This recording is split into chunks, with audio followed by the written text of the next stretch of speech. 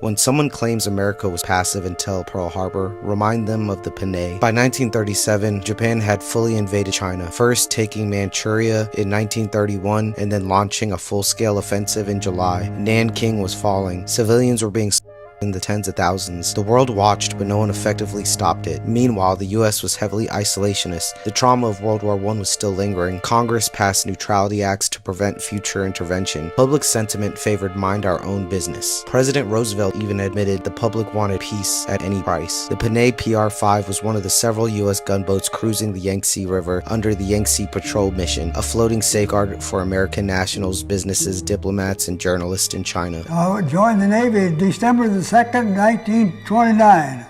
I was 16. The old man signed for me, said it was 18. That was a good ship. It was a real good ship. They had Chinese cooks on there, and you'd tell them what you wanted to eat, and they'd give it to you. You could order your own breakfast. If you wanted bacon and eggs, you'd order them, and you get it. On the big ships, you didn't do that. We were in Shanghai when the Japs decided they wanted to control the whole works, and they took over. Evacuation operations began in November 1937, and on December 11th, Panay took aboard 5 officers, 49 enlisted, embassy staff, journalists, Norman Alley, and Standard Oil employees. U.S. Naval Command had formally notified Japanese authorities of Panay's location. Nanking was in turmoil. The Japs was killing Chinese, murdering them just like nothing. We couldn't believe it. What they done there. They just murdered everybody. They were firing the guns and real close to the Panay. Commander Hughes, he was the captain on the ship, so they decided to move upriver. So we went up the river 221 miles from Shanghai up.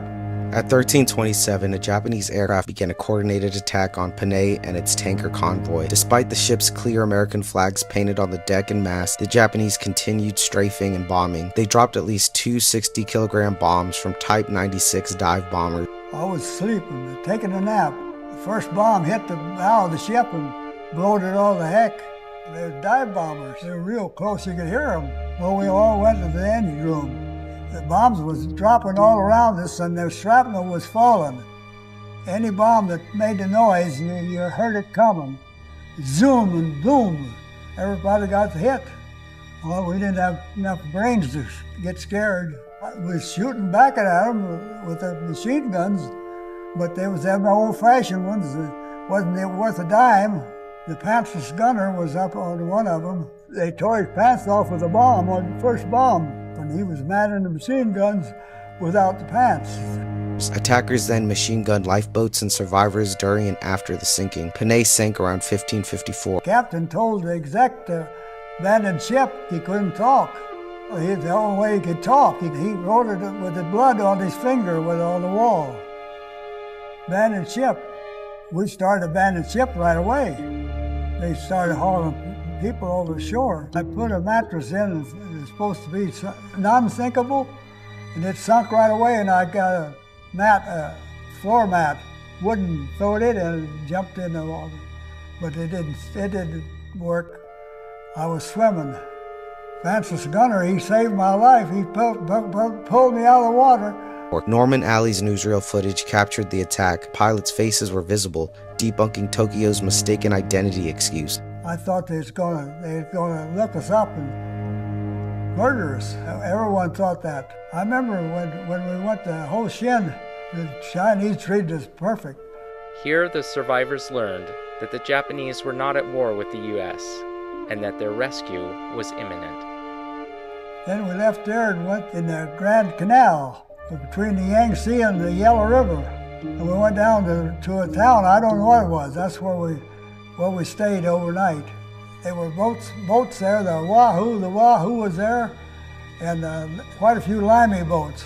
Roosevelt asked Universal to cut about 30 feet of the most incriminating footage before public release, afraid it would inflame the public into demanding war. Washington lodged formal protests. Secretary of State Cordell Hull delivered a sharply worded note to the ambassador. The president was deeply shocked and concerned, demanded apologies, compensation, and guarantees against recurrence. In Tokyo, the vice admiral delivered an apology. Emperor Hirohito ordered an investigation. A Japanese admiral resigned. On December 24th, a formal apology was received in D.C., and by April 22nd, 1938, Japan delivered over $2 million in indemnity. At a U.S. Naval Court of Inquiry, it was determined that the Panay was lawfully on the river. Properly marked, Japanese knew its position, and machine gunning survivors occurred. Internally, the U.S. intelligence suggests that the attack was intentional. Should have probably took care of him right then, but Roosevelt knew he wasn't ready. The Japs were just testing us out, and they found out we was weak. They done what they wanted to. That's why they sent them planes over and sunk the whole fleet. Despite no outrage, no war came. Why? Isolationism dominated public and political opinion. Men and women of Ohio, while there is still time to think and speak freely, Americans must ask themselves this question: are we operating under a government by representation, or are we operating under a government by subterfuge? The hypocrisy and subterfuge that surrounds us comes out in every statement of the war party. When we demand that our government listen to the 80% of the people who oppose war, they shout that we are causing disunity. We stand for the right of those who do the paying and the dying to also have a voice in the deciding.